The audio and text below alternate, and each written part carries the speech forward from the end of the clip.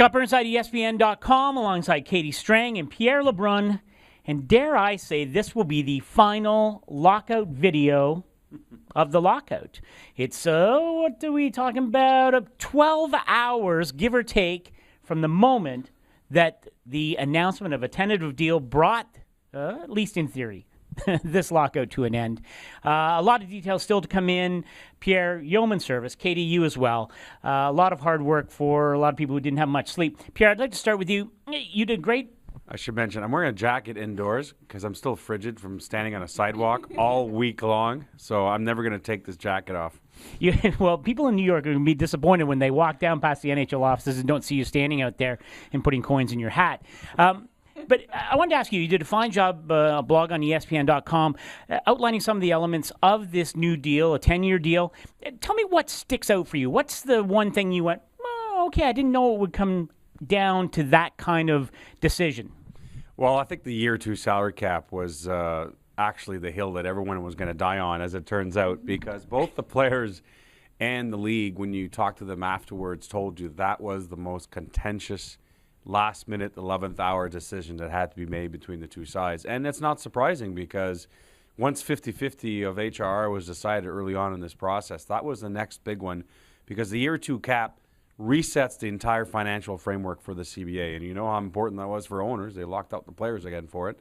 And it was important for the players to try and minimize how much they were going to back up financially. So that level of the cap in year 2 going forward was quite the battle. And for the players, they hung in there hard. They hung in there hard at $64.3 million, making the league come all the way up from $60 million in the wee hours. And at the last moment, the NHL grudgingly said, okay, we'll do $64.3 million.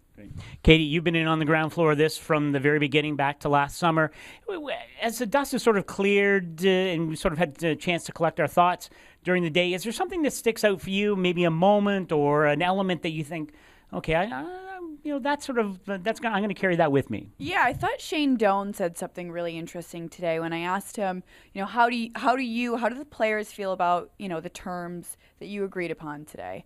And he said, you know what? We knew from the very beginning that this is going to be a concessionary bargaining situation. If you look at the way the labor landscape is with the NFL, with the NBA, we knew we were going to be doing a lot of giving.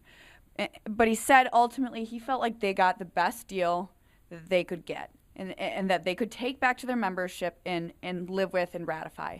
And so I thought that was interesting. We're obviously so excited, and I think there's excitement and relief on the players' part as well. But I think they're also realistic in knowing that they had to do a lot of giving, and they did. But I think they can reason with it and settle with it, and I think they're satisfied that it's finally done. 8 years ago, lost an entire season, but the NHL got a salary cap. I think Gary Bettman was able to justify that to his constituents, the owners of the 30 NHL franchises. Pierre, do you sense that it's going to be a little bit different this time around, that there are going to be harder questions asked about the commissioner after this, his third lockout? Yeah, I think that's possible. Some of that backlash that we're starting to hear, I have a feeling it might die down. I might be wrong, but certainly there were some strong feelings from different governors that I was hearing over the last week regarding the commissioner, which frankly I had never heard again. But I think at the end of the day, they'll see that he got a deal done. He salvaged the season. And I have a feeling Gary Bettman will still be around, especially for the centennial year of the NHL, which is in 2017, which I know means a lot to him. He still wants to be at the helm. What is that, in 4 years? Yeah, we're in 2013 now. And so, we'll keep an eye on that. But that's certainly, I think, a storyline, Scott, that we're going to have to monitor because I think a lot of heat came down on the commissioner in this work stoppage. A lot of it from the players, of course, but also from people on his own side, I think. Yeah.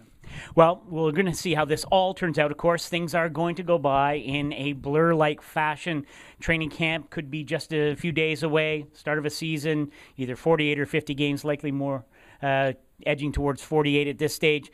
And we'll see whether or how quickly people forget what has been an ugly start to this season. But I'll tell you what has not been ugly has been your coverage and the chance to spend time with you here in New York. So for Katie Strang and Pierre LeBrun, I'm Scott Burnside.